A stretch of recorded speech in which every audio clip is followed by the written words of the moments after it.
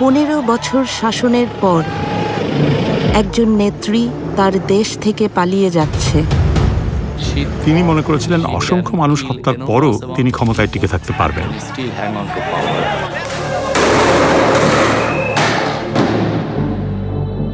Al Jazeera একজন নির্মম প্রধানমন্ত্রীর অন্তিম সময় প্রকাশ করছে। এখন লেটার লিখবেন, ব্যবহার করবেন, যেখানে পাবে সেটা গুলি করবে। শেখ হাসিনার ক্ষমতায় থাকার লড়াইয়ের শেষ প্রহর। তিনি সেনাপ্রধানকে জিজ্ঞাসা করেছিলেন যে আপনি এই লোকজনদের গুলি করে সরাচ্ছেন না কেন? পুলিশ খুব ভালো কাজ করছে, তারা মানুষ মারছে।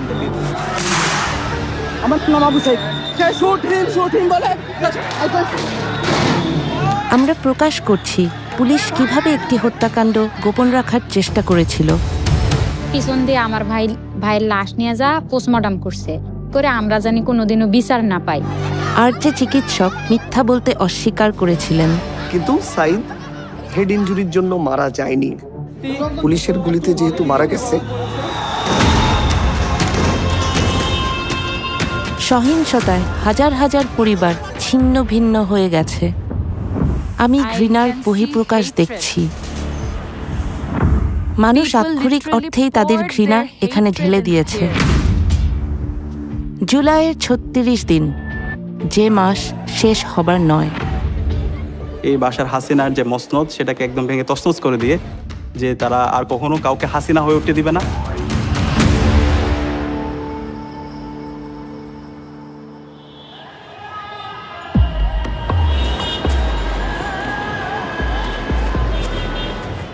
সতেরো কোটি মানুষের দেশ বাংলাদেশ। এর 1/3 তরুণ, কিন্তু তাদের কাজের সুযোগ খুবই সীমিত। রাজনীতিবিদরা এমন কোনো অর্থনীতি তৈরি করবেন যেখানে কাজের সুযোগ সৃষ্টি হবে। তরুণদের অনেকেই একথা বিশ্বাস করে না। 2024-এর জুনে বাংলাদেশের ছাত্ররা সরকারি চাকরিতে মুক্তিযোদ্ধাদের পরিবারের জন্য সংরক্ষিত কোটা ব্যবস্থার অবসান চেয়েছিল।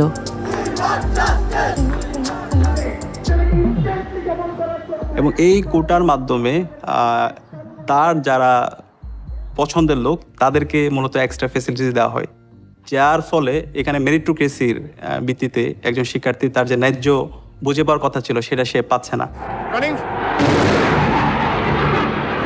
After 11 days, the Indian Air Force are still attacking Dhaka. 71-এর স্বাধীনতার যুদ্ধের পর বাংলাদেশের প্রথম রাষ্ট্রপতি হন শেখ হাসিনার পিতা শেখ মুজিবুর রহমান। যুদ্ধে যারা অংশ নিয়েছিলেন তাদেরকে পুরস্কৃত করার জন্য এই কোটা ব্যবস্থার প্রবর্তন করা হয়। এত যুক্তিহীন, অর্থহীন, তরুণদের জন্য এতটাই ক্ষতিকর যে প্রত্যেকে এটাকে ঘৃণা করত। কিন্তু আপনার বোঝার কোনো উপায় নেই যে এটা এমন কিছুতে পরিণত হবে যা পুরো শাসন ব্যবস্থার পতন ডেকে আনবে।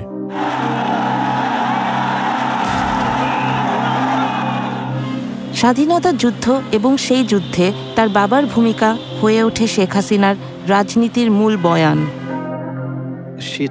তিনি ভাবতেন এই দেশের স্বাধীনতা তার বাবা এনেছে, এই দেশ তার পৈতৃক সম্পত্তি। তিনি ভাবতেন এই দেশ তার রাজতন্ত্র। বাংলাদেশের রাজনীতির ইতিহাস সহিংস। 1975 সালে হাসিনার বাবা এবং পুরো পরিবার একটি রক্তাক্ত সামরিক অভ্যুত্থানে নিহত হন। প্রাণে বেঁচে যান শেখ হাসিনা এবং আওয়ামী লীগকে নেতৃত্ব দিয়ে ক্ষমতায় ফিরে আসেন 1996 সালে। তার 15 বছরের বক্তৃতাগুলো দেখুন।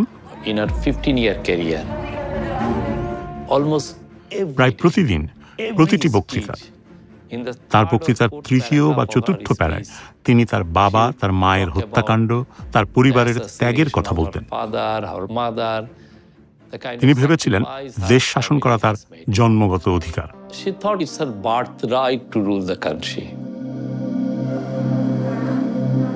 ছাত্রছাত্রীদের বিক্ষোভ যখন তীব্র আকার ধারণ করে তখন শেখ হাসিনা হয়ে ওঠেন আক্রমণাত্মক।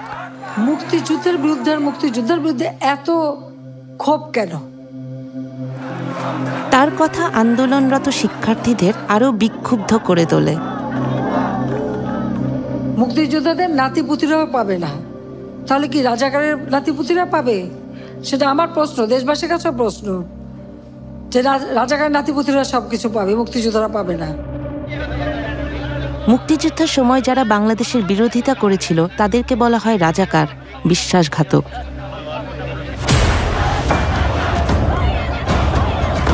এবং এই রাজাকার বলে সে গত 16 বছর এবং এর আগেও পুরো জাতিকে বিভিন্নভাবে ডিভাইডেড করে রাখার চেষ্টা করেছিল।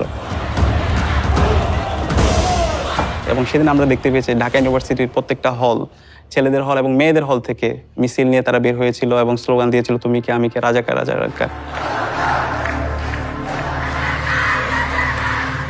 শহর জুড়ে বিশ্ববিদ্যালয় শিক্ষার্থীরা রাস্তায় নেমে আসে।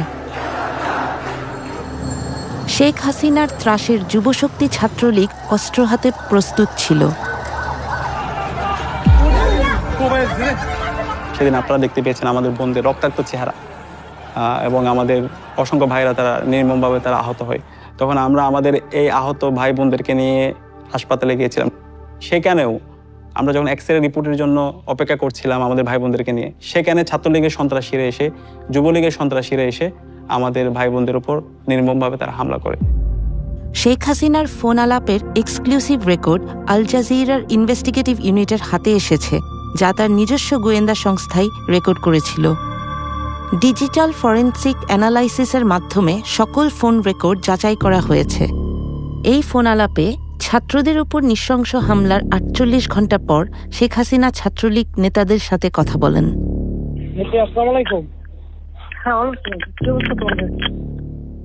আর ক্যাম্পাসের পরিস্থিতি মোটামুটি স্বাভাবিক হয়ে আসছে, ছেলেদের হল অধিকাংশই ফাঁকা হয়েছে, তবে এরপরও ভিতরে পুলিশের সার্চ করতে হবে। আমাদের দলীয় সিনিয়ররা অনেকে প্যানিক হয়ে যাচ্ছিল, মানে কি করব ডিরেকশন দিতে পারতেছিল না। এই জন্য আজকে আপনাকে বারবার ফোন দিয়েছি, আপনি কিছু মনে করেন না। আমি কেন মনে করবো, আমি তো সেদিন সারা রাতই যাই, কালকেও তো দক্ষিণে উত্তরে বলে দিচ্ছি যে হ্যাঁ যা দরকার। আমি তো বলি স্যার, আমি আর আমাদের তারা ঘাবড়ায় যায়। আমাদের নেতাকর্মীরাও মাঠে ছিল, আপনার নির্দেশনা পাইয়েই সবাই নেমে গেছে। শেখ হাসিনার সিনিয়র এক গোয়েন্দা কর্মকর্তাকে আল জাজিরা খুঁজে বের করেছে। নিরাপত্তার জন্য সেই কর্মকর্তার কণ্ঠস্বরকে বদলে দেওয়া হয়েছে। তারা বিশ্ববিদ্যালয় এলাকায় শিক্ষার্থীদের মারধর করেছিল। তাদের অনেককে হাসপাতালে যেতে হয়েছে, যাদের মধ্যে ছাত্রী এবং নারীরা ছিলেন।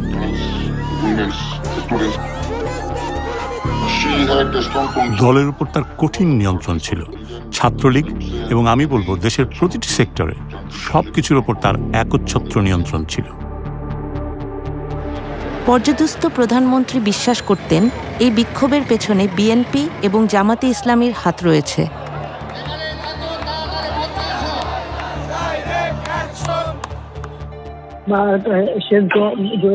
পিছনে তো সবচেয়ে আশঙ্কাজনক হলো যে সব এর পিছনে তো অন্য একটা শ্রেণী কাজ করতেছে দেখে, কারণ আমি ওই যে যারা জঙ্গি সন্ত্রাসী তাদেরকে আমরা কোনো সুযোগই দিতে চাই না। এটাই বেস্ট ডিসিশন হয়েছে, বেস্ট ডিসিশন।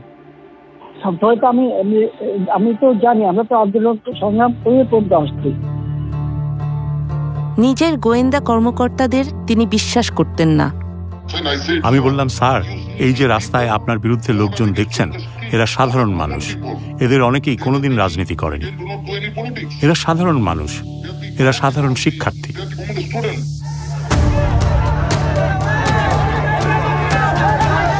ঢাকা থেকে 300 কিলোমিটার দূরে রংপুর এক ছাত্র সাংবাদিক একটি বিক্ষোভের সরাসরি প্রতিবেদন করতে যাচ্ছিলেন, যা অভ্যুত্থানের গতিপথই বদলে দেবে।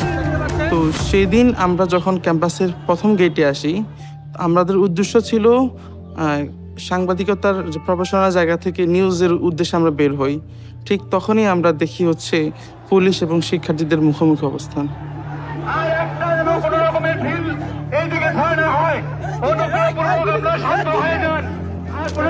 পুরো ঘটনা যখন আমি নিজে নিজে ভাবি, পুরো ঘটনাটা আমার কাছে মনে হচ্ছে ওরা আবু সাইদ টার্গেট ছিল শুরু থেকেই। মেধাবী ছাত্র আবু সাইদ হতে যাচ্ছেন আন্দোলনের একটি গুরুত্বপূর্ণ চরিত্র।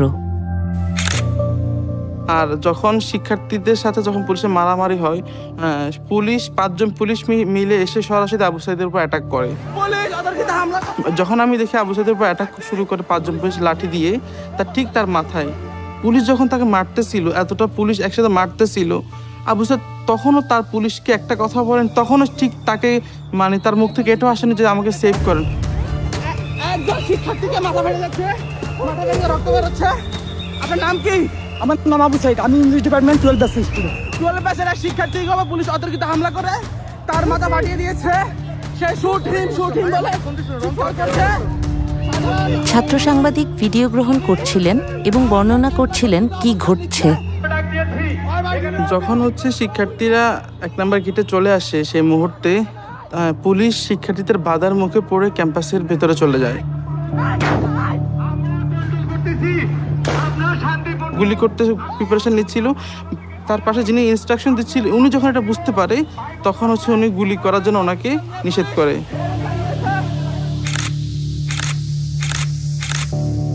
এবং ভেতর দিক থেকে আমাদের ক্যাম্পাসের কিছু কর্মকর্তা, কিছু কর্মচারী, পুলিশ মিলে শিক্ষার্থীদেরকে উদ্দেশ্য করে ইট পাটকেল, টিয়ার সেল গুলি করতে করতে ক্যাম্পাসের আবার 1 নম্বর গেটে আসে।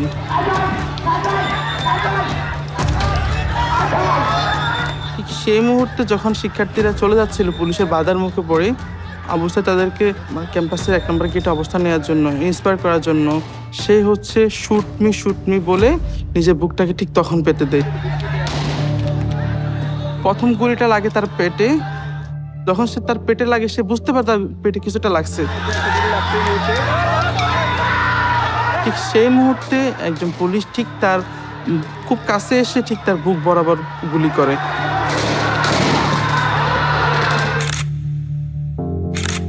পরপর 2টো গুলি এসে তার বুকে লাগে।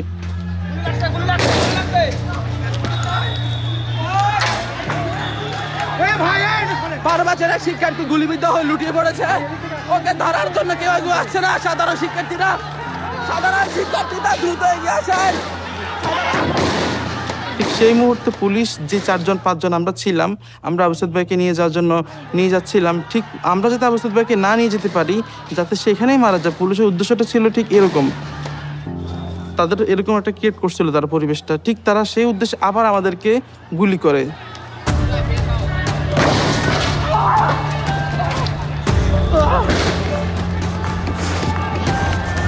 আমার গায়ে গুলি পড়েছে, আমার গায়ে গুলি পড়েছে। আমরা আহত হই, আমরা যদি এখানে আবু সাঈদের মতো পড়ে যাই। আপনারা দেখেন আমার গায়ে গুলি পড়েছে। পুলিশ সাধারণ শিক্ষার্থীদের পাশাপাশি সাংবাদিকদের উপর গুলিবিদ্ধ করেছে।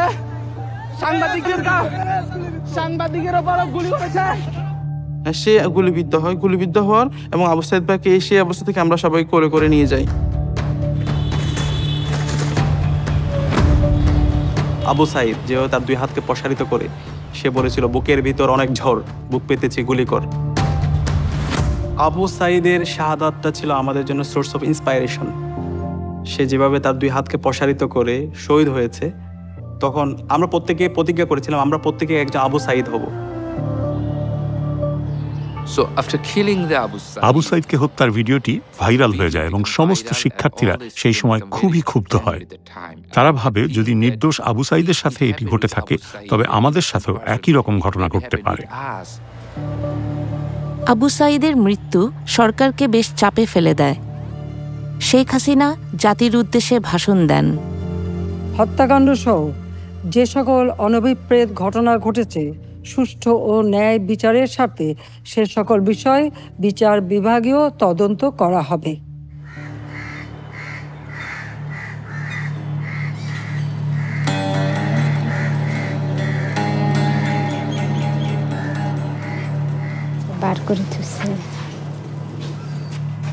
আবু সাঈদের পরিবার গণভবনে এসেছেন, যা প্রধানমন্ত্রীর বাসস্থান।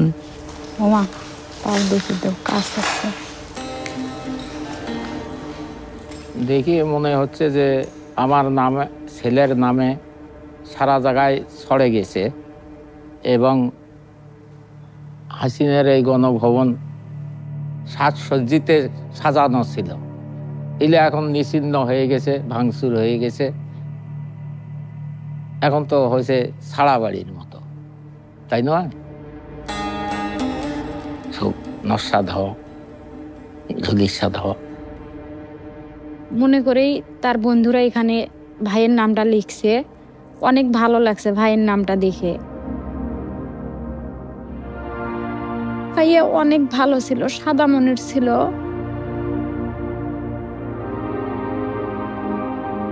পিছন দিয়ে আমার ভাইয়ের লাশ নিয়ে যা পোস্টমর্টম করছে। যে ওনারা চাইছিল যে আঘাতের মাধ্যমেই তার সহপাঠীরা যে ঢিল ছোড়াছুরি করছে ওগুলো পায়াই আর কি মারা গেছে আবু সাইদ ভাই, এরকম রিপোর্ট বের করতে চাইছিল। ওকে। আবু সাইদ যেদিন নিহত হন সেদিন হাসপাতালে কর্তব্যরত ছিলেন ডাক্তার ইসলাম। সাইদের মৃত্যু হয়েছে মাল্টিপল প্লেট ইনজুরিতে এবং ইন্টারনাল হেমোরেজের ফলে তার মৃত্যু হয়েছে শর্টগান ইনজুরিতে, শর্টগানের গুলিতে, এবং এটা হোমিসাইডাল। এটাই যদি ডাক্তারের চূড়ান্ত সিদ্ধান্ত হতো তাহলে শেখ হাসিনার সরকারের জন্য অত্যন্ত ক্ষতিকর হতো। আমার মনে হয়েছিল যে পুলিশ আসলেই ব্যাপারটা সিরিয়াসভাবে রিয়েলাইজ করেছে, যেহেতু এটা এক্সট্রা জুডিশিয়াল কিলিং ছিল। পুলিশ ফেঁসে যাচ্ছে যে পুলিশ গুলি করে মেরে ফেলছে, এই জন্য তারা চাচ্ছিল যে আমি যেন হেড ইনজুরিটাকে ফোকাস করি। আল জাজিরার হাতে আসা গোপন কল রেকর্ডিং থেকে জানা যায় যে হাসিনার সবচেয়ে বিশ্বস্ত মিত্র সালমান এফ রহমান পুলিশ প্রধানকে ফোন দিয়েছেন। হ্যালো, আচ্ছা মামুন, ওই যে রংপুরে যে আবু সাইদ যে মারা গেল, ওর পোস্টমর্টম হয়েছে? রিপোর্ট পাইছেন আপনারা? এখনো পাইনি। চিকিৎসক ইসলামকে প্রচুর চাপের সম্মুখীন হতে হচ্ছিল। সাইদের গুলিবিদ্ধ হওয়ার পর থেকেই 3টার পর থেকে পুলিশ আমার সাথে যোগাযোগ করে। আমার কাছেও অনেক দিক দিয়ে ফোন আসছিল যে অটোপসি হচ্ছে কিনা, হবে কিনা। এখনো পান নাই কেন? এত সময় লাগে কেন? এটা আমাদেরকে দেয় নাই স্যার, এবং আমাদের সাথে তো ওরা লুকোচুরি খেলে। এবং পুলিশের ঊর্ধ্বতন কর্মকর্তারা 4:30 5টার পর থেকে আমার সাথে কথা বলতে শুরু করে, এবং তারা এটা খুব গুরুত্বের সাথে করে, যেহেতু লাইভ প্রোগ্রামে গুলি হয়েছে সারা বিশ্ব, এবং তারা আমাকে বলে যে দ্রুত পোস্টমর্টমটা করে দিয়ে যেন আমি লাশটা ডিসপাস করে দিই, এবং এটাও বলে যে সাইদের মাথায় কিন্তু আঘাত হয়েছে, এটাকে আপনি ফোকাস করবেন বেশি। বডি পোস্টমর্টম করা হয়েছে তো? করা হয়েছে তো, রংপুর মেডিকেল করেছে, আমাদেরকে পোস্টমর্টম রিপোর্ট দিতে সময় লাগবে কেন? যদি করে তাকে লুকিচুরি কে খেলতেছে? Rangpur medical? Rangpur medical report আমাকে 5 বার লিখতে হয়েছে। আমি প্রতিবার রিপোর্ট লিখি, জমা দিতে যাই, পুলিশের মনোপুত হয় না। শেখ হাসিনার গোয়েন্দা সংস্থার প্রধানরাও মেডিকেল রিপোর্টটি সংগ্রহ করার চেষ্টা করছিলেন। প্রধানমন্ত্রী আমাকে বললেন যে আবু সাইদ গুলিতে মারা যাননি। আমি ডাক্তারদের কাছ থেকে রিপোর্টটা পাচ্ছিলাম না। আমি চেষ্টা করেছি রিপোর্টটা নিতে, কিন্তু ডাক্তাররা রিপোর্টটা লিখতে অনাগ্রহী ছিলেন। আমরা বললাম কি হয়েছে, এইটাও আমাদের সাথে বলতে অনেক সময় আছে না যে স্যার যে একটা কিছু হইলে এরপরে আমাদেরকে, আমরা তো কিছু হইলে বলি যে এই ডাইমেনশনে যাচ্ছে, আমরা এইভাবে প্রস্তুত আছি, এরকম তো কিছু আছে, ওরা আমাদের সাথে কোনো কথাই বলে। আচ্ছা দেখি, আমি দেখি।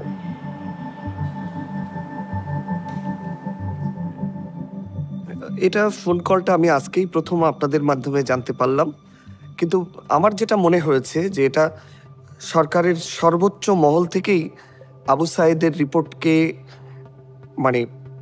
টেম্পারিং করার সর্বোচ্চ চেষ্টা করা হয়েছে।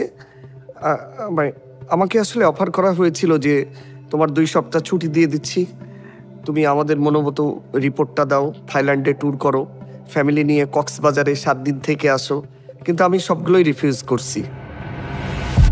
হাসিনার ঘনিষ্ঠরা ফোনে নিজেদের মধ্যে কি কথা বলছে এটা গোপনে রেকর্ড করতেন মেজর জেনারেল জিয়াউল আহসান। হাসিনার গোপনতম ঘটনাসমূহ তিনি জানতেন। তিনি ছিলেন হাসিনার চোখ ও কান। এটি ছিল জিয়াউল আহসানের মস্তিষ্ক প্রসূত। গোয়েন্দা সংস্থার পরিচালক, এবং তিনি সফটওয়্যারটি ব্যবহার করে ভিকটিমদের খুঁজে বের করতেন এবং তাদের তুলে নিতেন। কিন্তু আসলে এটি ব্যবহার করা হয়েছিল বিক্ষোভকারীদের শনাক্ত করতে বা তাদের খুঁজে বের করতে। যেসব রাজনৈতিক নেতাদের তারা অপহরণ করেছে এবং তাদের জোরপূর্বক গুম করেছে। তিনি তাকে বিশ্বাস করতেন, তিনি তার উপর আস্থা রাখতেন। সে ছিল ক্ষমতাবান, তার মনোভাব নিষ্ঠুর। এই গোয়েন্দা কর্মকর্তা এখন হত্যা মামলার আসামি। হাসিনার আমলে তিনি হাজার খানেক হত্যার সাথে জড়িত ছিলেন। তদন্তকারী অফিসাররা এমনটাই মনে করেন। ইতিমধ্যেই আমরা তথ্য পেয়েছি, যারা গুমের শিকার হয়েছিলেন সে নিজেই তাদেরকে হত্যা করেছে। সে তার দলবল ব্যবহার করে তাদের আটক কেন্দ্র থেকে অন্য কোথাও নিয়ে গিয়ে হত্যা করেছে, এবং অনেক সময় মৃতদেহগুলো সিমেন্টের বস্তা দিয়ে বেঁধে নদীতে ফেলে দেওয়া হয়েছে। হাসিনা 50টিরও বেশি মোবাইল ফোন ব্যবহার করতেন, তবুও তার কথা রেকর্ড হতো। কিছু ক্ষেত্রে অন্য পক্ষ বলছিল যে আমাদের টেলিফোনে এই বিষয়ে আলোচনা করা উচিত নয়, আর উত্তর দিচ্ছিলেন প্রধানমন্ত্রী, হ্যাঁ আমি জানি এটা রেকর্ড করা হচ্ছে, কোনো সমস্যা নেই। এটা ভাগ্যের পরিহাস। তিনি অন্যদের জন্য খুব গভীর খাদ খনন করেছেন, সেই খাদে এখন তিনিই পড়েছেন।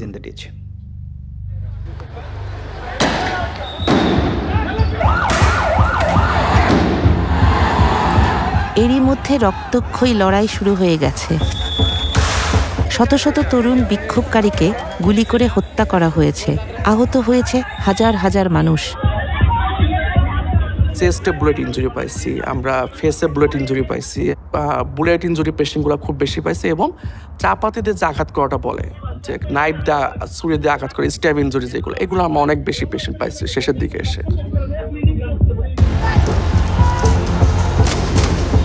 ছাত্ররা আর চাকরির জন্য বিক্ষোভ করছিল না, তারা হত্যার বিচার চাইছিল। তারা আর কোনো হাসিনার গুলি অথবা কোনো তার ল এনফোর্সমেন্ট এজেন্সির যে হচ্ছে গুলি, এগুলোকে কোনো কিছুকে তারা তোয়াক্কা করছে না। তারা হাসিনার পতনের দাবিতে তারা সামনের দিকে এগিয়ে যাচ্ছিল। আত্মবিশ্বাস ছিল আমরাই এক্ষুনি হাসিনার পতন নিশ্চিত করব।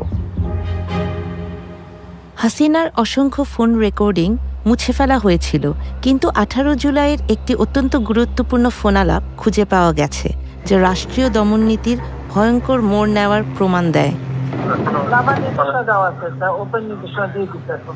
এখন লেখা লিখবেন, ব্যবহার করবে, যেখানে পাবে সেটা গুলি করবে, ওটা বলা হচ্ছে।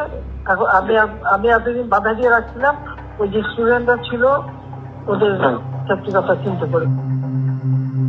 এই ফোনটি তিনি করেছিলেন তার নিকট আত্মীয় ঢাকা দক্ষিণের শক্তিশালী মেয়র ফজলে নূর তাপসের কাছে। আর যেখানে গ্যাদারিং দেখবে সেখানে ওই উপর থেকে, এখন উপর থেকে পাচ্ছি, অলরেডি শুরু হচ্ছে কয়েকটা জায়গায়। এই অভিযানের একটি সাংকেতিক নাম ছিল, যা অপারেশন ক্লিন ডাউন নামে পরিচিত, যেখানে সর্বাধিক সংখ্যক বিক্ষোভকারী জড়ো হয়, সেখানে ড্রোন ব্যবহার করে এবং তারপর তারা হেলিকপ্টার পাঠায় তাদের হত্যা করার জন্য। থেকে টিয়ার গ্যাস মারছে এবং ওই সঙ্গে বুলেট ডাইরেক্ট শর্ট করছে। তো আমরা ওইরকম শর্টের পেশেন্ট পাইছিলাম উপর থেকে, ডিরেক্ট শর্টের পেশেন্ট অ্যাবাউট 4 থেকে 5 জনের মতো ওই সময়। যখন আমাদের হসপিটালের সামনে টার্গেট করে হেলিকপ্টারতে গুলি এবং টিয়ার শেল ফেলানো হয়েছে। তার গোয়েন্দা সংস্থা যখন আড়ি পেতে শুনছিল, প্রধানমন্ত্রী তখন আরো সব পরিকল্পনা প্রকাশ করে ফেলেন। সেনাপ্রধানের সাথে কথা বলছি, ওরা রেডি থাকে, ঠিক আছে, এখন তো আমরা অন্য ছবি নিচ্ছি, তবে কিছু ছবি দেখে পাকড়াও করা যায় না রাতের মধ্যে? সবগুলিকে অ্যারেস্ট করতে বলছি রাত্রে। পাকড়াও করলে না, ওটা বলা হয়, ওটা র্যাব, জিএফআই, সবাইকে বলা হয়েছে যে যেখান থেকে যে কটা পারবো ধরে ফেলবে। শিক্ষার্থীদের হত্যার জন্য আওয়ামী লীগ সরকারের বিরুদ্ধে মামলা লড়ছেন তাজুল ইসলাম। এটা সত্যিই বিস্ময়কর ছিল। একটি গণতান্ত্রিক দেশের প্রধানমন্ত্রী হিসাবে তিনি বিক্ষোভকারীদের হত্যার নির্দেশ দিচ্ছেন, বেশিরভাগই তরুণ ছাত্র, এবং তিনি নির্দেশ দিচ্ছেন প্রাণঘাতী অস্ত্র ব্যবহার করে এই লোকদের হত্যা করার জন্য। 19শে জুলাই শেখ হাসিনা সেনাবাহিনীকে রাস্তায় নামার নির্দেশ দেন।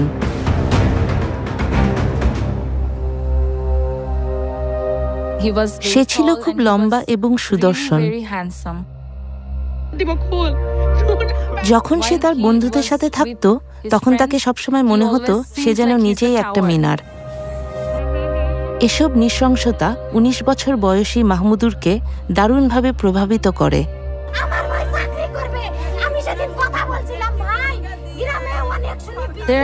একটা ভিডিও ছিল, আবু সাইদের বোন কাঁদছিল।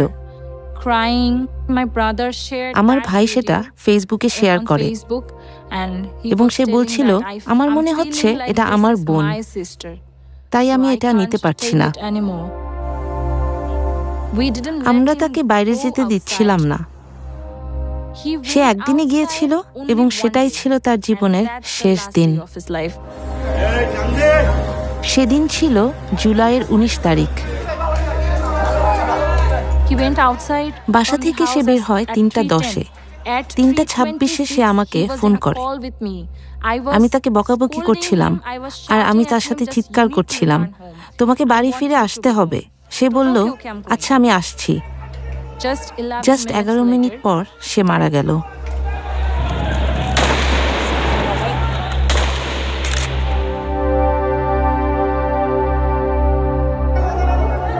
মাহমুদুরের মরদেহ নিকটস্থ হাসপাতালে নেওয়া হয়। আরো 5টা লাশের সাথে আমার ভাইটা ছিল। এ যেন স্ট্রেচারে রক্তের সাগর। আমার মনে হচ্ছিল একটা দুঃস্বপ্ন দেখছি। এটা সত্যি হতে পারে না। আমি কোথায়? এটা কি কোনো যুদ্ধ হচ্ছে? সে আমাদের পরিবারের রত্ন ছিল, আমাদের একমাত্র স্বপ্ন, একমাত্র দামি জিনিস। আসলে সে আমাদের পরিবারের ভবিষ্যৎ ছিল। বিক্ষোভ যখন তীব্র আকার ধারণ করছিল, শেখ হাসিনা দেশের ব্যবসায়ী ও শীর্ষ রাজনীতিবিদদের সাথে দেখা করেন। তিনি ছিলেন একরোখা। ডিজিটাল বাংলাদেশ তো আমারই করে দেওয়া। আজকে সেই ডাটা সেন্টার থেকে শুরু করে সব কিছু পুড়িয়ে দেওয়া হয়েছে, সাবমেরিন কেবলটা পর্যন্ত নষ্ট করা হয়েছে। আজকে কারফিউ দিতে আমরা বাধ্য হয়েছি মানুষের জানমাল রক্ষা করার জন্য। ইন্টারনেট সংযোগ বিচ্ছিন্ন হবার কারণে তিনি বিক্ষোভকারীদের দোষারোপ করেছিলেন। হঠাৎ করে ইন্টারনেট ব্ল্যাকআউট। এর আগে আমরা সহজেই অনলাইন ইন্টারনেটের মাধ্যমে সবার সাথে যোগাযোগ করতে পারছিলাম। এই মুহূর্তের মধ্যে আমরা একটা অফলাইন নেটওয়ার্ক তৈরি করেছিলাম। আমরা কিছু এক্সট্রা ডিভাইস কিনে রেখেছিলাম এবং কিছু এক্সট্রা সিম, এবং আমরা যখন মিছিল করছিলাম সেই সময় হেলিকপ্টার থেকে হাসিনা এবং তার যে ল এনফোর্সিং এজেন্সি তারা আমাদের উপর গুলি করছিল। তো এই সময়ে একই সাথে মাঠের আন্দোলন সমন্বয় করা এবং পরবর্তী দিনে কর্মসূচি প্রণয়ন করা, সেটা ছিল আমাদের সবচেয়ে গুরুত্বপূর্ণ কাজ। কিন্তু ছাত্রলীগ নেতাদের সাথে তার এক ধারণ করা ফোন আলাপে সাবেক প্রধানমন্ত্রী এক ভিন্ন চিত্র তুলে ধরেন।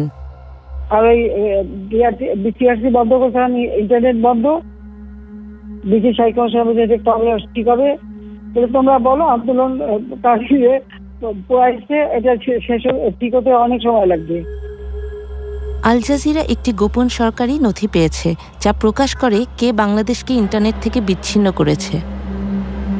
জুলাইয়ের 15 তারিখে বাংলাদেশের টেলিযোগাযোগ কর্তৃপক্ষ ঢাকার বিভিন্ন বিশ্ববিদ্যালয় এলাকায় ইন্টারনেট সংযোগ বন্ধ করে দেয়। পরের দিন পর্যন্ত তারা 59টি বিশ্ববিদ্যালয় ওয়েব অ্যাক্সেস, ব্লগ এবং 2 শতাধিক সাইটে প্রবেশ বন্ধ করে দেয়। 18 জুলাই থেকে শেখ হাসিনার গোপন পর্যবেক্ষণ ইউনিট এনটিএমসি সমগ্র ওয়েব অ্যাক্সেসের উপর নিয়ন্ত্রণ নিয়ে ফেলে। পরের কয়েক সপ্তাহ ধরে তারা একের পর এক সোশ্যাল মিডিয়া সাইট বন্ধ করে দেয়। কিন্তু সহিংসতার ভিডিও তখনও বাইরের বিশ্বে পৌঁছাতে পারছিল। শেখ হাসিনার একটি পরিকল্পনা ছিল। শেখ হাসিনা ঢাকা উত্তর সিটি কর্পোরেশনের মেয়র আতিকুল ইসলামের সাথে কথা বলছিলেন। তিনি এমন প্রচারণা চাইছিলেন যাতে বোঝানো যায় সহিংসতার আসল ভুক্তভোগী হলো তার সমর্থকরাই। আপনার কাছে আছে আপা? আচ্ছা, তাহলে আপনি একটু, তাহলে আমি আপনার কাছে আমি ইয়া করে দেন আপা, আমি সব পাঠিয়ে দিচ্ছি আপা। আমাদের C40 হোল ওয়ার্ল্ডের মেয়রদের ফোরাম সাদেক খানের নেতৃত্বে, ওরাও বলছে কি করতে পারি বলো। আমি সাদেক খান তো আমার সাথে ক্লোজ ফ্রেন্ড, লন্ডনের মেয়র। কথা বলো, ওর সাথে কথা বলো। এইসবই সবকে আবার ওখানে পাঠানো আছে, মানে সব অ্যাম্বাসাডারদের কাছে মোটামুটি দেওয়া আছে। না, এটা ভালো বলছেন আপা, আমাদের গ্রুপে আছে আপা, আপনি তো পাঠাচ্ছেন, আমি মেয়রদের কাছে পাঠিয়ে দিলেন না। কিন্তু দৈনিক ছাত্র হত্যার তথ্যসমূহ কিছুতেই ধামাচাপা দেয়া যায়নি। ওই সময় আমরা অনেক ইনজুর্ড পেশেন্ট পাইছি, অনেক খুব গ্রিভিয়াসলি হার্ট পেশেন্ট যেগুলো হয়েছে, তাদের সেসব পেশেন্টগুলো আমরা পাইছি ওই সময়, এবং তাদের অবস্থা মানে খুবই খারাপ। আমরা ওই সময় খারাপ ছিল, এবং ওই সময় পেশেন্টগুলার আমরা বেশিরভাগই পাইছিলাম বুলেট ইনজুরি। এবং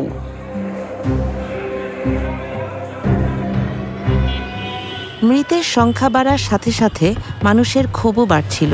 সরকার ক্রমেই জনসমর্থন হারাচ্ছিল।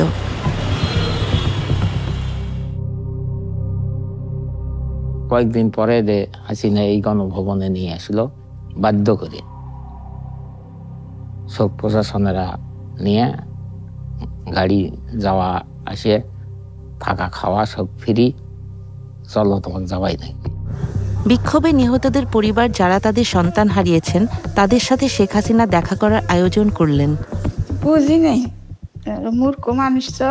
বুঝি নাই কি, বাধ্য করে আনছে তো, না আসলে হয়তো অন্য অত্যাচার করলেই হয়। না, আমরা ওই জায়গায় বসেছিলাম, মানে জায়গাটা ছিল ওই জায়গায়, আমাদেরকে সামনে বসতে দিছিল। তো তখন শেখ হাসিনা আসিয়ে মানে একটা লিস্ট করা ছিল শহীদ ফ্যামিলির, তো ফার্স্টে আমাদের নাম ছিল। তো আমরা ওখানে ছিলাম, আমরা দাঁড়াইছিলাম, তো শেখ হাসিনা আমাদের কাছে আসছিল। তখন ওনারা বললো যে হ্যাঁ, তোমার ভাইয়ের বিচার আমরা করব, এটা তদন্ত করে আমরা দেখতেছি কে মারলো কি করলো। তখন আমি বলছিলাম যে আমার ভাইয়ের যে পুলিশে গুলি করে মারছে এটা তো ভিডিও ফুটেজে দেখাই যাইতেছে, এটার আবার তদন্তর কি দরকার? কারণে আসাটা অনেক ভুল হয়েছে, সবাইকে ডাকছে বা সবাইকে কিছু দিছে, কিন্তু সঞ্চয়পত্র দিছিল। তো তখন আমরা বুঝতে পারছি যে এখন হাসিনা প্রচার করবে যে আবু সাইদ ভাইয়ের ফ্যামিলি, মানে তাদের কোনো আক্ষেপ নাই, ওনাদের ছেলে মারা গেছে, ওনারা মানে মীমাংসা হয়েছে, এইরকম একটা কিছু বুঝাতে চাইছে। তখন আমরা যখন বুঝতে পারলাম তখন আমাদেরকে নিজেদেরকে অনেক খারাপ লাগছিল। তখন আমরা মনে করছি আমার ছেলেটা কে মারলি, তা আমরা মনে করছি আমার ছেলে হাসিনাই হত্যা করবে করছে পুলিশে, তাছাড়া আমার ছেলে মারতে পারে না। আমি নিশ্চিত তাদের প্রত্যেককে জোর করা হয়েছিল। কেউ তো তার পরিবারের সদস্যদের খুনিদের সাথে মিলিত হতে চায় না, তাই না? অন্য পরিবারগুলো এই সাক্ষাতে যেতে অস্বীকৃতি জানালেন। যখন আমি এখানে ঢুকলাম আমি ঘৃণা দেখতে পাচ্ছিলাম। যত কিছুই আমি এখানে দেখতে পাচ্ছি শুধুই ঘৃণা। আমাদেরকেও এখানে আসতে বলা হয়েছিল। তিনি সব পরিবারের সদস্যদের সাথে দেখা করবেন এবং ক্ষতিপূরণ বা এরকমই কিছু দেবেন। আমরা কেন ক্ষতিপূরণ নেব? কিসের ক্ষতিপূরণ? আমার পুরো পরিবার ধ্বংস হয়ে গেছে, তার ক্ষতিপূরণ? আপনি কি পারবেন আমার মায়ের প্রতিদিনের কান্নার ক্ষতিপূরণ দিতে? তাই আমরা কোনো ক্ষতিপূরণ গ্রহণ করিনি, এখানে আসার প্রস্তাবেও রাজি হইনি।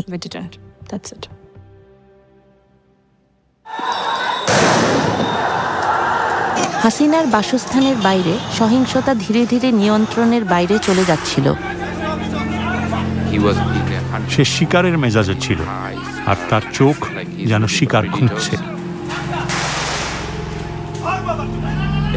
আর সে কিছু বন্য প্রাণী মারতে চায়, কিন্তু সে আসলে নিজের দেশের মানুষদের মারছিল।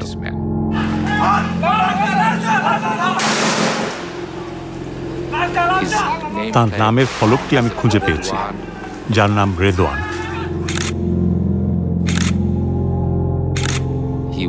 সে ছিল স্পেশাল সিকিউরিটি ফোর্সের সদস্য। সে শেখ হাসিনার জন্য কাজ করত। সে কিভাবে গুলি করতে পারে নিজের দেশের লোককে?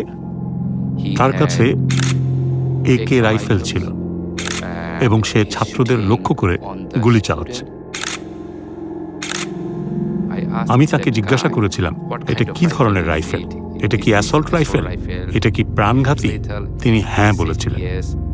তদন্ত সংস্থা তার সাক্ষাৎকার নিয়েছে, জিজ্ঞাসাবাদ করেছে এবং সে বলে, আমি কিছু লোকের সাথে কথা বলেছি। সে সরকারের উচ্চপদস্থ কর্মকর্তাদের কাছ থেকে নির্দেশনা নিচ্ছিল। সে একটি উদাহরণ স্থাপন করার চেষ্টা করছিল এবং দেখানোর চেষ্টা করছিল যে সে শেখ হাসিনার প্রতি কতটা অনুগত। সেদিন তখনও পর্যন্ত আমরা জানতে পেরেছিলাম যে প্রায় 20 জনেরও বেশি লোককে হত্যা করা হয়েছে।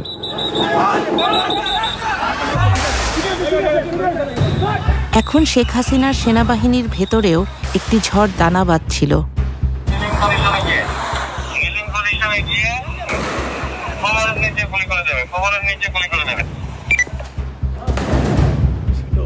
ঢাকার পুলিশ কর্মকর্তাদের কাছে পাঠানো পুলিশ কমিশনার হাবিবুর রহমানের একটি রেডিও বার্তা আল জাজিরা সংগ্রহ করেছে। স্বাধীনতা দিয়েছি, যেখানে যেমন সিচুয়েশন সেভাবে সেটা আপনারা করবেন। আমরা বলেছি যে আপনারা লিডিং পজিশনে গিয়ে হাঁটু গেড়ে কোমরের নিচে আপনারা গুলি করে দিয়ে আপনি পরিস্থিতি নিয়ন্ত্রণে আনবেন। আবার একটু ভাই বলছেন আমরা লিডিং পজিশন। সেনা কর্মকর্তারা ক্রমশ উদ্বিগ্ন হয়ে উঠছিলেন। আর না, যথেষ্ট হয়েছে। আমরা একমত হই যে আমরা কোনো গুলিবর্ষণ করব না।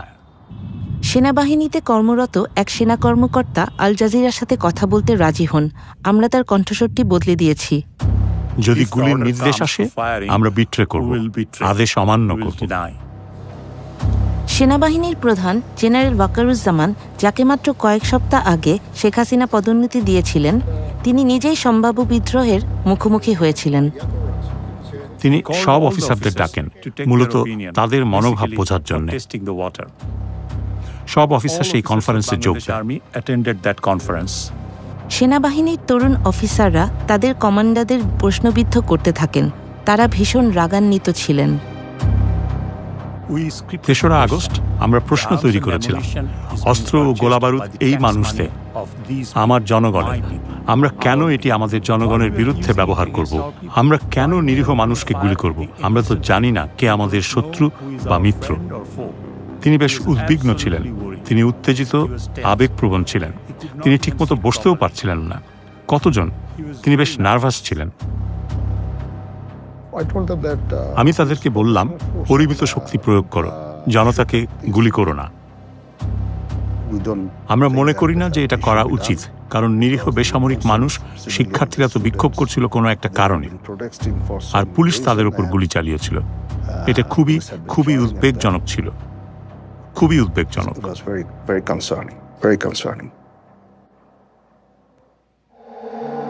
গোপন ফোন রেকর্ড আরও সাক্ষ্য দেয়, শেখ হাসিনার একটি চেইন অফ কমান্ড ছিল। এবারে কোনো কথা নাই, এবার একবার শুরুতে দিবা, বলে দেবো, ধাওয়া দেবে, বলতে থাকবে। হাসিনার ব্যক্তিগত সামরিক সচিব কর্নেল রাজীবকে একটি ফাঁদ পাতার নির্দেশ দেয়া হয়।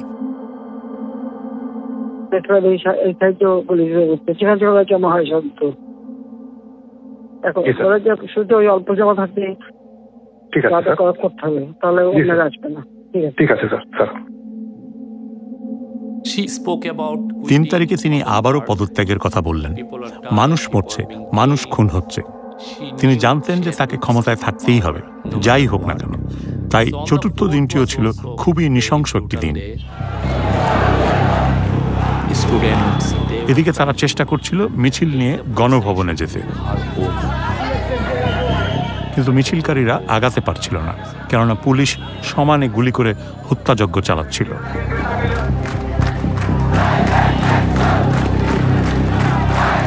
চারই আগস্টের মধ্যে হাজার হাজার মানুষ গণভবন অভিমুখে মিছিল করে আসার প্রস্তুতি নেয়। হাসিনা তার নিরাপত্তা প্রধানদের সাথে সর্বশেষ বৈঠকটি করেন। তিনি সেনাবাহিনী প্রধানকে বলছিলেন, কেন আপনি গুলি করে সব মানুষকে সরিয়ে দিচ্ছেন না? পুলিশ খুব ভালো কাজ করছে, তারা মানুষদের হত্যা করছে। আপনার উচিত হত্যা করে হলেও আমাকে ক্ষমতায় রাখার চেষ্টা করা। অবশেষে সেনাপ্রধান, নৌবাহিনী প্রধান এবং বিমান বাহিনী প্রধান ও অন্যান্য ঊর্ধ্বতন কর্মকর্তারা অস্বীকার করলেন যে তারা এটা করতে পারবেন না, কারণ সেখানে হাজার হাজার মানুষ আছে। আমরা আমাদের নিজেদের লোকজনকে মারতে পারি না, এবং তারপরেও তিনি পদত্যাগে রাজি হচ্ছিলেন না। একসময় আমি তাকে বলেছিলাম যে এটা কোথাও যাচ্ছে না, কোথাও না। সুতরাং এইটুকুই, এটা কোথাও যাচ্ছে না। তাই আপনাকে রাজনীতিবিদদের সাথে কথা বলতে হবে, বিষয়গুলো ভিন্নভাবে সামাল দিতে হবে। এটা কোনো উপায় নয়। এখানে তো আমার মেয়ের আসার কথা ছিল। এখানে আমার মেয়ে এসে কি করত? উল্লাস করত। বিলাসবহুল বাড়ি, যেখান থেকে শেখ হাসিনা শুধু দুষ্ট মন্ত্র চালাইত। গণভবন ঘেরাও করতে আসা হাজার হাজার মানুষের একজন নাফিসা, যার বয়স 17। নাফিসার পড়াশোনা শেষ করার পরে ওর স্বপ্ন ছিল ও ডাক্তার হবে, বাইরে যাবে, বিদেশে যাবে। ঠিক 10:30টায় আমাকে 2টা ছবি পাঠিয়েছে। এটি ছিল এই অভ্যুত্থানের শেষতম দিন, একই সাথে নৃশংসতম দিনও বটে। তখন ঢাকার প্রত্যেকটা প্রবেশ মুখ থেকে লক্ষ লক্ষ জনতা তারা গণভবন অভিমুখে রওনা দিয়েছে। ওরা অনেক দূর আগায় গেছে, একেবারে ঠিক যাইতেছে। এর মধ্যে পুলিশ টিয়ার শেল মারে, গ্যাস মারে, তারপরে সাউন্ড গ্রেনেড মারে। আমি শুনতেছি মোবাইলে সবকিছু। তুমি বাসায় যাও। কেউ বলছে যে আব্বু আমি কিন্তু বাসায় যাব না। এখনকার যে পরিস্থিতি, এই যে আন্দোলন করলাম, এটার সুফল না পাওয়া পর্যন্ত বাড়িতে যাব না। দেশের সবচেয়ে ক্ষমতাধর রাজনীতিবিদের 15 বছরের শাসনের নিষ্পত্তি কয়েক মিনিটের মধ্যে ঘটতে যাচ্ছে। সেনাবাহিনী বলল, এখান থেকে সরে যাওয়ার জন্য আপনার হাতে 40 মিনিট সময় আছে, নইলে লোকজন এসে সবকিছু ধ্বংস করে দেবে। তিনি এতটাই আবেগপ্রবণ হয়ে পড়েছিলেন যে বলছিলেন, তাহলে তোমাদের উচিত এখনই আমাকে হত্যা করা এবং এখানে গণভবনের মাটিতে পুঁতে ফেলা। হাজার হাজার মানুষ ইতোমধ্যেই জড়ো হয়ে গিয়েছিল। আমরা ঢাকায় এসেছি কারণ আমরা আর হাসিনাকে চাই না, কারণ সে অনেক ছাত্রকে হত্যা করেছে, তাই আমরা তাকে আর চাই না। সেনাপ্রধান সকালে গণভবনে যান, আর হাসিনা সেটা যখন জানতে পারেন তখন তিনি খুব জোরে কাঁদতে শুরু করেন, যেন তিনি রাগে ফেটে পড়েছেন এবং কান্নায় ভেঙে পড়েছেন। আমাদের ধারণা ছিল আজই সেই দিন, কেননা সব লোক যদি আসে এবং তাদের সরাসরি হাসিনার প্রাসাদে যাওয়ার কথা, এটা নৃশংস একটা ব্যাপার হবে। এটা ছিল হাসিনার ক্ষমতার অন্তিম সময়। পুলিশ তবুও বিক্ষোভকারীদের উপর গুলি ছড়ছে। ঠিক 20 মিনিট পরে আমাকে ফোন দিল, তখন বাজে 12:40। বলতেছে আমি গণভবনের দিকে যাচ্ছি, যদি বিজয় আসে আলহামদুলিল্লাহ, আর যদি না আসে তাহলে তো জানবাই। তিনি ভাবলেন বিপুল সংখ্যক মানুষকে হত্যা করে তিনি ক্ষমতায় টিকে যেতে পারেন। ঠিক আছে, তাদের এখানে আসতে দেন, কিন্তু তার বিশেষ নিরাপত্তা বাহিনী যারা প্রাসাদের পাহারা দেয়, যারা নিরাপত্তা দেয়, তারা বলল যে আমরা পারবো না, জনসমুদ্র নিয়ন্ত্রণ করার কোনো উপায় নেই, আমরা এত মানুষকে হত্যা করতে পারি না। 15 মিনিট আবার পর ফোন দিল আমাকে, যাবো তুমি টিভি দেখো। Breaking news story, Bangladesh Prime Minister Sheikh Hasina has resigned. জনতার বিপুল স্রোত যখন গণভবনমুখী, তখন শেখ হাসিনা শহর ছেড়ে পালিয়ে গেলেন। আমি যাকে তখন তাকে ফোন করি, তো ওই পার থেকে একটা ছেলে মোবাইলটা রিসিভ করে বলতেছে মোবাইলটা যার, সেই মেয়েটা গুলিবিদ্ধ হয়েছে। কিছুই নিতে পারি না, শুধু মোবাইলটা হাতে আমি দৌড়তেছি। নৌকা পার হওয়ার মাঝামাঝি যাওয়ার পরে আমার মেয়ে মোবাইল লক খুলে মাস্ক সরাইয়া আমাকে ফোন দিছে, আব্বু আমি মনে হয় বাঁচবো না, আমার লাশটা তুমি নিয়ে যেও, আমি মরে যাব। এই কথাটা যখন বলছে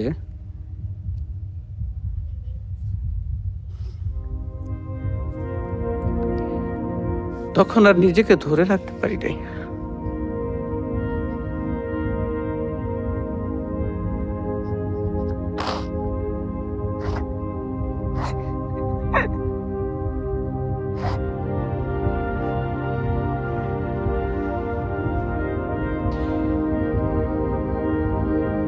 তো দৌড়াইতে দৌড়াইতে যাইতেছি,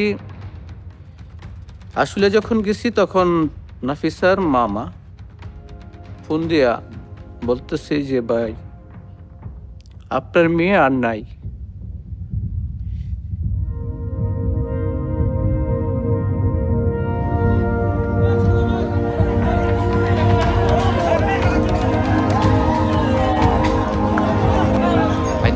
আমি আমার জীবনে এমন পরিস্থিতি কখনো দেখিনি। হাজার হাজার মানুষ প্রধানমন্ত্রী যেখানে থাকতেন সেখানে প্রবেশ করেছিল।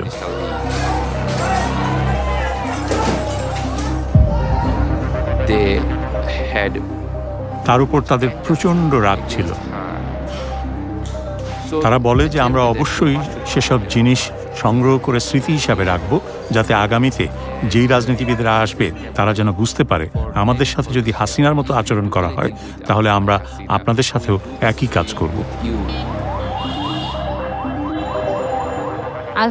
আমি ন্যায় বিচারের জন্য লড়াই করব, শেষ নিঃশ্বাস পর্যন্ত লড়াই করব। আমি জানি না আমি ন্যায় বিচার পাবো কিনা। আজকে যদি আমার জায়গায় আমার ভাই থাকতো, সেও এটা ছেড়ে দিত না। তাহলে আমি তাকে কি জবাব দেব? তাহলে আমি তাকে এতটুকু বলতে পারবো যে আমি ন্যায় বিচারের জন্য লড়াই করেছি। দেশটা স্বাধীন না হওয়া পর্যন্ত তোরা ছাড়ি দেন না, সেই ছাত্ররা দেশটা স্বাধীনে করছে। স্বাধীন করার সূত্রটা তো আমার ছেলের কাছ থেকে। এখন আমাদের চাওয়া হইতেছে পরবর্তী যে সরকার আসবে উনি যেন মানে ন্যায় নিষ্ঠার সঙ্গে থাকে, কোনো স্বৈরাচার সরকার যেন আর গঠন হইতে না পারে, কোনো ন্যায্য অধিকারের জন্য কোনো মা বাবার বুক খালি না হোক, কোনো বোনের ভাই না হারাক। আমি এটা বাংলাদেশের যারা পরবর্তী গভর্নমেন্ট আসবে যেন এই দেশটা পরিষ্কার পরিচ্ছন্ন থাকে, শান্তিপ্রিয় থাকে,